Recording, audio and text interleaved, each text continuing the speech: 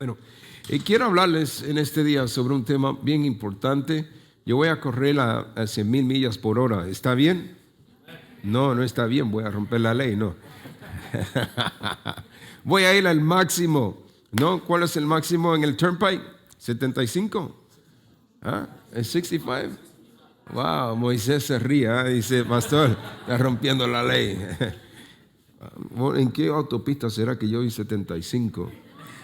No, será en partes del Garden State Parkway, ¿no? Cuando uno está bajando al sur. Alguien ayúdeme, por favor. ¿Ah? ¿No? Bueno, oren por mí entonces. Estoy viendo letreros que no existen. Bueno, vamos a meterle con velocidad a eso. Escuchen. Quiero hablarles sobre una especie en peligro de extinción. Paternidad. Y vamos a correr con velocidad. Todas estas notas están disponibles gratuitamente, solamente las tiene que solicitar y con mucho amor la oficina se las va a proveer. All right. 1 Corintios 4, versos 14 y 15 dice así, hablando o escribiendo el apóstol Pablo, dice, no escribo esto para avergonzaros. Vamos, dígale a su vecino, Dios no desea avergonzarte. Los hombres que están aquí, no voy a compartir lo que voy a compartir para avergonzarte. No es la intención. Sino para amonestarte, para animarte como a hijos míos amados. Porque aunque tengáis 10,000 años, una palabra para años o un sinónimo para la palabra años es la palabra maestro. Aunque tengáis 10,000 maestros en Cristo, no tendréis muchos padres. Pues en Cristo Jesús yo os engendré por medio del Evangelio. Pablo les dice a otra iglesia, los que estaban en Galicia, les dice, yo he tenido que volverlos a engendrar por segunda vez porque es como que todo lo que les enseñé no lo recibieron, como que les tengo que dar la luz otra vez en el Espíritu. Entonces, quiero hablarles por los próximos 23, 24 minutos sobre lo que es la paternidad. ¿Está bien? Entonces, hay una hambruna de paternidad sobre la tierra. ¿Por qué no se lo dices a 2 o 3 personas antes de tomar tu asiento? Dígale, hay una hambruna de paternidad.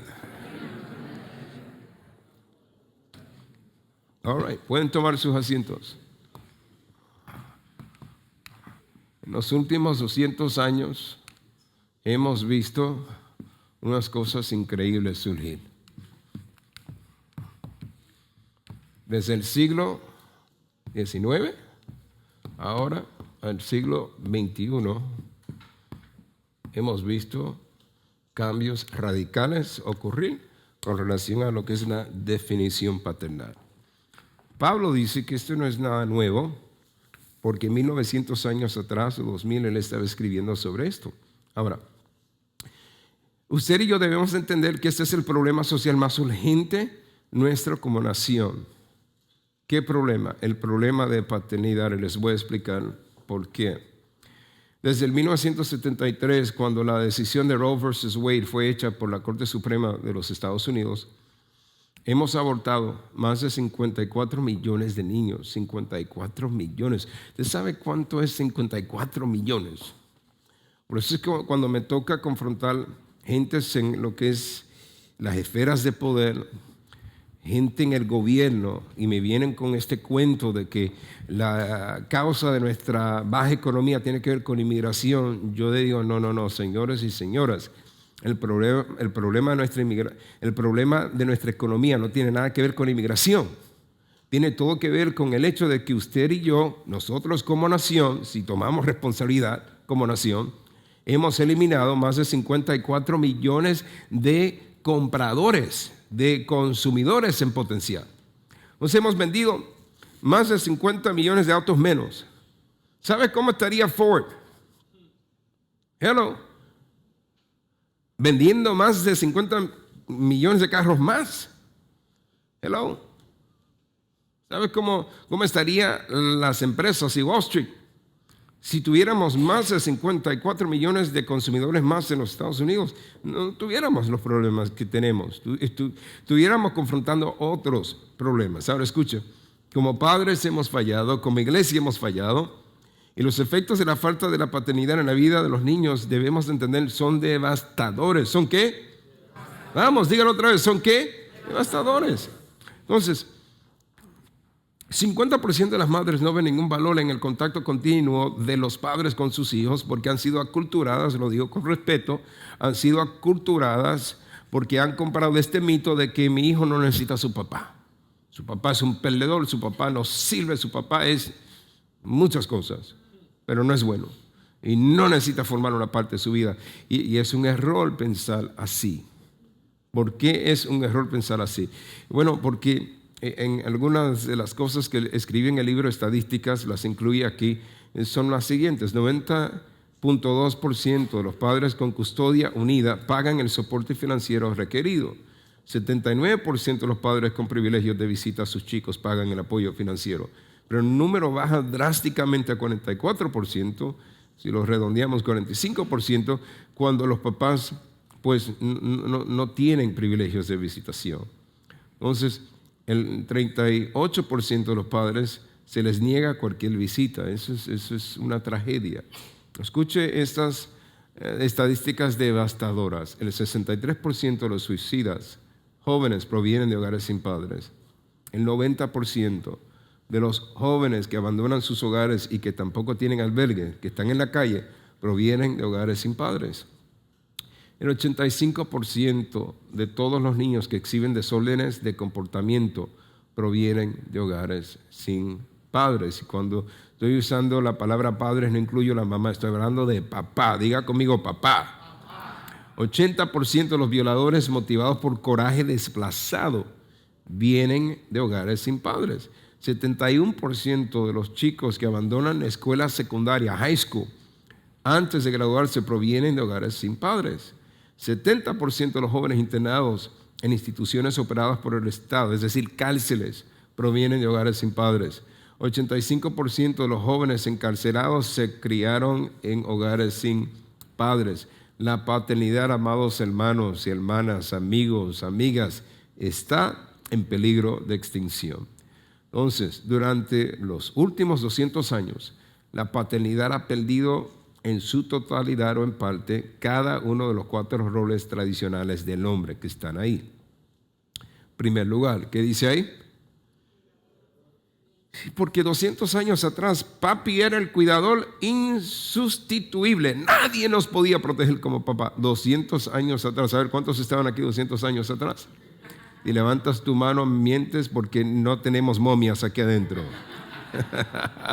200 años atrás, papá era el educador moral, el responsable por traer moralidad a la casa era papá. 200 años atrás, ¿qué más? Era papá. 200 años atrás, ¿qué hacía? Él era el líder de la familia. En cuarto lugar, él era el que sostenía la familia. 200 años atrás, la mujer trabajaba en el hogar, el papá era el responsable de salir.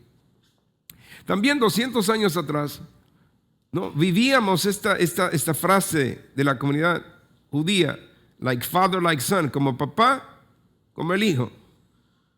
Porque todo lo que era el papá era el hijo, porque ya a la edad de 3, 4 años, cuando ese niño era destetado, cuando ese niño ya era removido del seno de la mamá, el papá se lo llevaba al trabajo. Y todo lo que aprendía del papá. Si el papá era carpintero, el hijo era carpintero. Hello. En la sociedad también era una sociedad que era más agraria, más dado a fincas, a trabajo. O sea, mis abuelitos eran gente de una finca. En 200 años atrás en Puerto Rico se cortaba mucha caña. Pero hemos ido evolucionando cuando entramos en lo que es the Industrial Revolution, la revolución industrial. Entonces, papá sale de trabajar en la finca y se va entonces a trabajar en el pueblo. Ahí hay una desconexión y ahí empieza entonces una desconexión emocional y una desconexión cultural. Escuche, la paternidad como una función social ha disminuido radicalmente de 3 maneras. Primero, se ha convertido más pequeña, o sea, vemos el rol de papá como algo más pequeño, ya no es tan importante. Segundo, hemos devaluado el rol del papá, ya esto no tiene mucho valor. Y en tercer lugar, se ha disminuido, o sea, la paternidad ha experimentado aculturación. ¿Qué es eso? Un cambio de valor. Ese es un cambio, ¿no? De algo que definíamos de una manera, ahora le damos otro look, otra definición. Entonces, ¿por qué ha sufrido aculturación? Porque ha sido despojado de cualquier contenido social autorizado o definición. Es decir, la paternidad la hemos reducido a biología sin la sociedad. Es el fenómeno del banco de esperma, la paternidad como la inseminación en el anonimato. O sea, el enfoque es no lo que el hombre es, sino que lo que el hombre puede producir. Dame lo que tú puedes producir y me quedo con eso y yo lo uso para lo que yo quiera. Y eso es un peligro. Históricamente, la principal causa de la ausencia del papá era la muerte paterna o paternal. Cuando los chicos cumplían 15 años aproximadamente, el 15% de todos ellos, es decir, estadounidenses, en el 1870 ya habían experimentado la muerte de su papá. ¿Por qué? Porque no había buena medicina, no habían vacunas y los padres se morían. Entonces, la paternidad o la ausencia de la paternidad en el 1870, es decir, el siglo XIX, era por la muerte física de papá. Pero en el 1950, gracias al avance tecnológico, gracias a Dios por la medicina. ¿Cuántos le dan gracias a Dios por la medicina?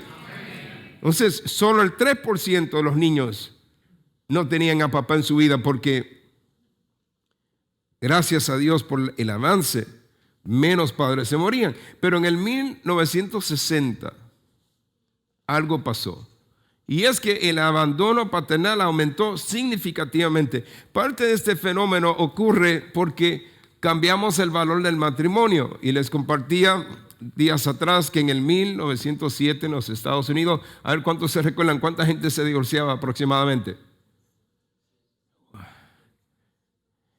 Dígale a su vecino, ¿a dónde estabas? All right, diga conmigo 7.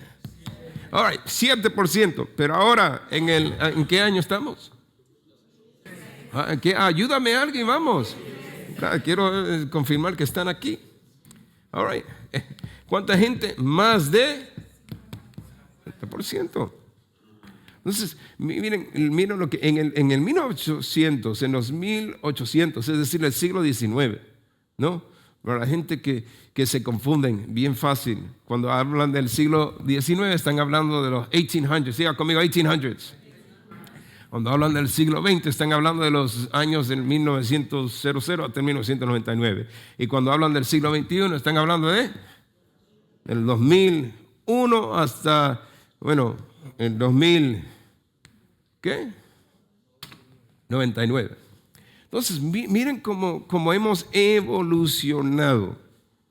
La muerte de los padres y el abandono de los padres no son equivalentes socialmente. Eso es importante porque hay mucha gente tratando de vendernos esta mentira. Y dicen, bueno, es lo mismo que se me murió el papá que si el papá se me fue. Dígale a su vecino, no es la misma cosa. No es la misma cosa ni se parece. Cuando un padre se muere, un niño llora. Pero cuando un padre se va, o sea, el niño entra en luto, no simplemente llora, entra en luto. Pero cuando un papá se va de la casa, un niño siente ansiedad y culpabilidad porque cree que es responsable por la salida de su papá. La muerte es final, pero el abandono es indeterminado. Papá se fue ayer, puede regresar mañana. Hello. Y hemos visto milagros y aquí creemos que hay poder en la oración. Aquí hemos visto personas que se divorciaron y luego 5, 6, 7 años después se vuelven a encontrar y se casan. Entonces, cuando un papá se muere, por lo general, la madre sostiene su paternidad manteniendo su memoria. Hello, ¿alguien está aquí conmigo? O sea, tu papá cuando estaba vivo hacía esto y vestía de esta manera y le gustaba pescar y hacía. Mantenemos su memoria como parte de su legado. Pero cuando un padre se va, la madre disminuye al padre, olvidándolo o manteniendo sus resentimientos. Y mamá y papá, no me hables de él. Mamá, quiero saberle, papá, ese hombre no sirvió para nada. En el pasado, cuando un padre se había muerto, la sociedad afirmaba la importancia de la paternidad, ayudando y consolando a la familia. Pero hoy en día, cuando un padre se va de una casa, la sociedad no confirma la importancia de la paternidad, aceptando su partida con imparcialidad racionalizada. Históricamente hemos visto la muerte de un padre como una de las tragedias más grandes posibles en la vida de un niño. Pero hoy en día vemos la salida de un padre como una de esas cosas que simplemente hay que acostumbrarse. Acostúmbrate, mi hijo, acostúmbrate, mi hija. That's life. Así es la vida. Entonces la muerte mata al hombre, pero sostiene la paternidad. El abandono sostiene al hombre, pero mata la paternidad. Y ese es el peligro. Entonces, la inversión paterna enriquece a los niños en 4 formas. Mamá, escuche bien. Primero, se les proporciona la protección física de un padre. Dirá, pastor, no necesito ese hombre. No lo necesito. Y además yo protejo a mi hijo. Yo sé que soy karateca. No, es que la figura paternal simboliza, representa una protección física para ese niño. Segundo lugar, se les proporciona el dinero de un padre y sus recursos materiales. Escúcheme bien, lo más importante cuando hay una separación entre mamá y papá no es el dinero, es el amor y es el cariño y es el tiempo, la calidad que ese niño, esa niña necesita, es tu tiempo. Ahora, es fácil decir, bueno, pues yo le doy mi tiempo y no le voy a dar mi dinero. No, necesita de todo. ¿Alguien puede decir amén conmigo? Perdone, por eso es que aquí decimos a las madres, miren, porque algunas se desconectan de tal manera y dicen, no me da nada y oro por él. No, exíjale, porque es su responsabilidad. No somos bancos de esperma. Somos hombres responsables por lo que Dios nos ha llamado a ser responsables. Tercer lugar, se les proporciona la transmisión cultural de un padre, es decir, la capacidad distintiva de un padre para contribuir a la identidad, el carácter y la competencia de sus hijos. Cada niño, cada niña necesita la presencia de un padre. En cuarto lugar, se proporciona a los niños con la nutrición de cada día, es decir, la alimentación de ellos, no solamente física, sino emocional.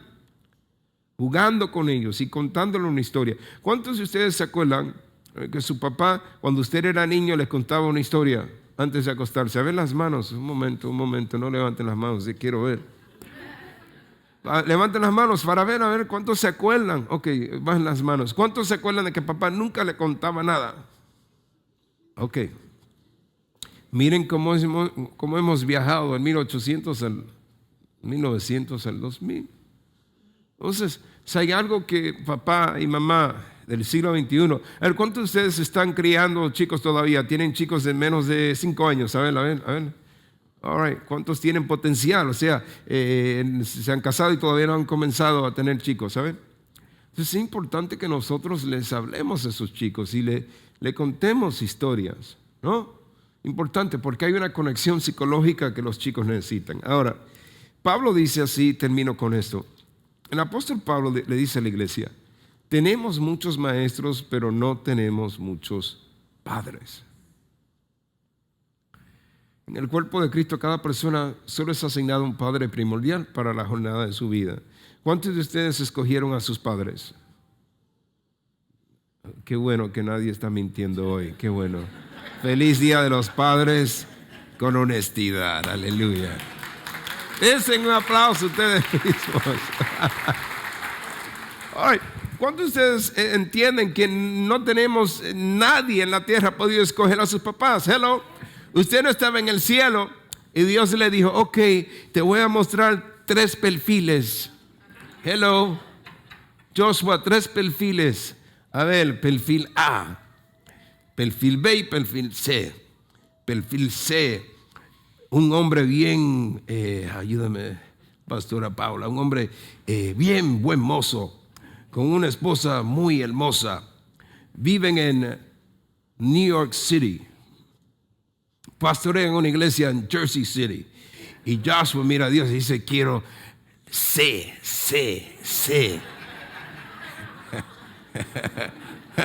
Se me olvidó un perfil. Y no tiene mucha plata. O sea, usted y yo no escogimos a nuestros padres. Y a veces vivimos la vida echándole la culpa a Dios. Dios, porque este papá... Un momento, Dios te dio a ti lo que tú necesitabas para tener... Escuche bien lo que voy a decir. Dios te dio a ti el papá que usted necesitaba para tener una vida de éxito. Lo voy a repetir, porque yo sé que ya las mentes están corriendo. Pero mi papá era esto, y mi papá era otro, y mi papá fue...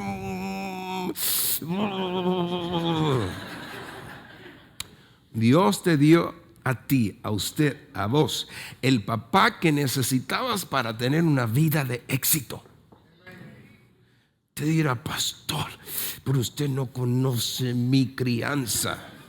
No, pero conozco lo que dice la Biblia. Y la Biblia está llena de historias de padres malvados porque tuvieron abuelitos. Escúcheme bien, la Biblia está llena de historias de chicos cuyos padres eran malvados porque los abuelitos eran peores y los bisabuelos eran peores y los tatarabuelos peores que los peores.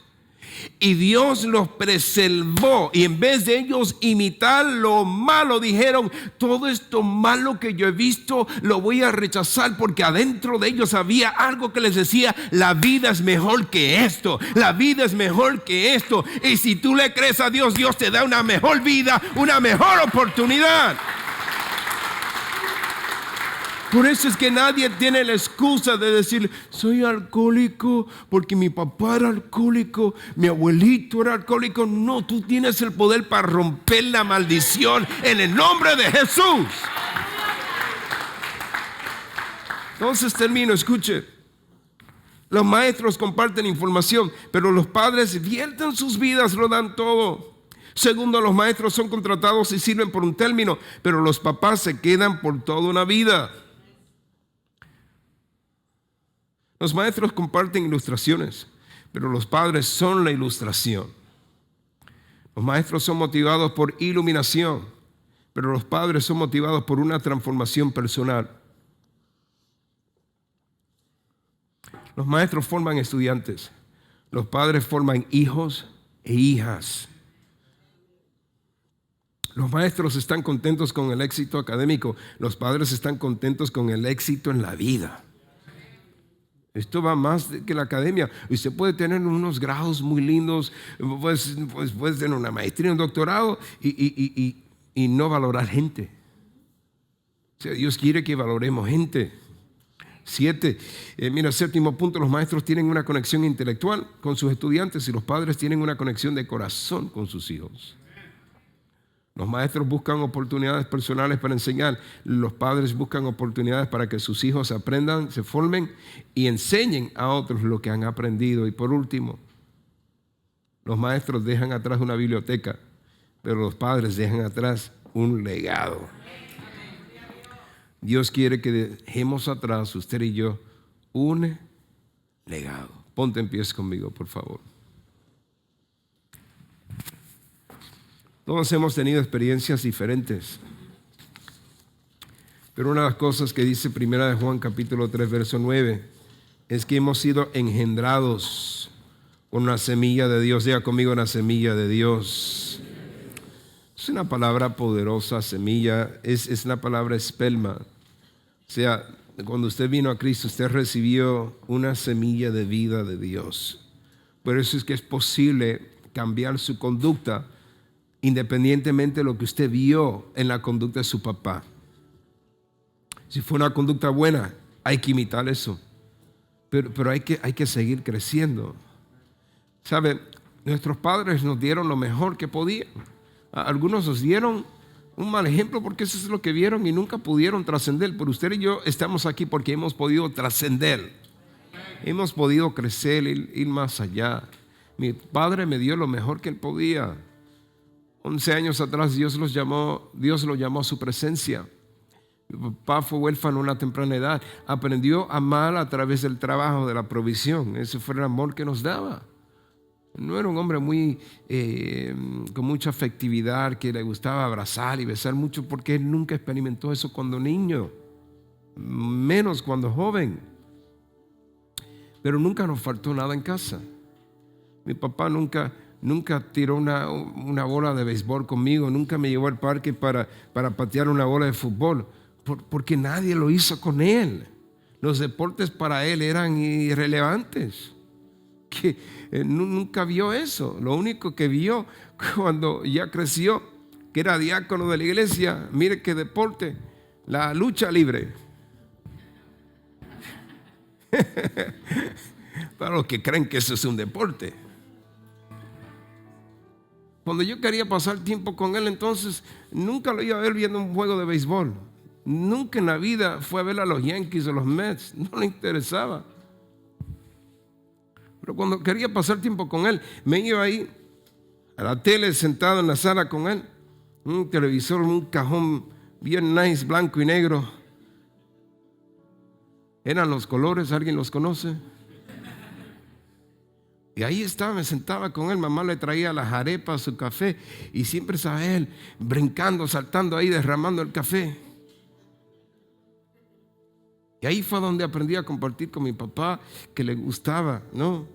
Ahí aprendí a conocer a personajes como Bruno San Martino, Chief Jay Strumbo. ¿Alguien los conoce?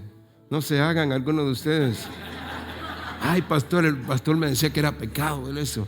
Andre the Giant, ¿alguien se acuerda de él? ¿Ah? The Samoans, ¿no? Mr. Fuji y Mr. Tanaka. Y ahí eran los mejores momentos. Miren, nunca me vio tirar un béisbol. Pero ¿sabe por qué eso no lo guardo como resentimiento? Porque no sabía hacer eso. Y algunos de nosotros hemos culpado a papá porque no nos dio lo que no sabía darnos. Celebremos y honremos su vida aunque no esté con nosotros hoy, entendiendo que muchos de ellos hicieron lo mejor porque no sabían hacer más nada. Y que puedas disfrutar el Día de los Padres entendiendo eso, ¿no?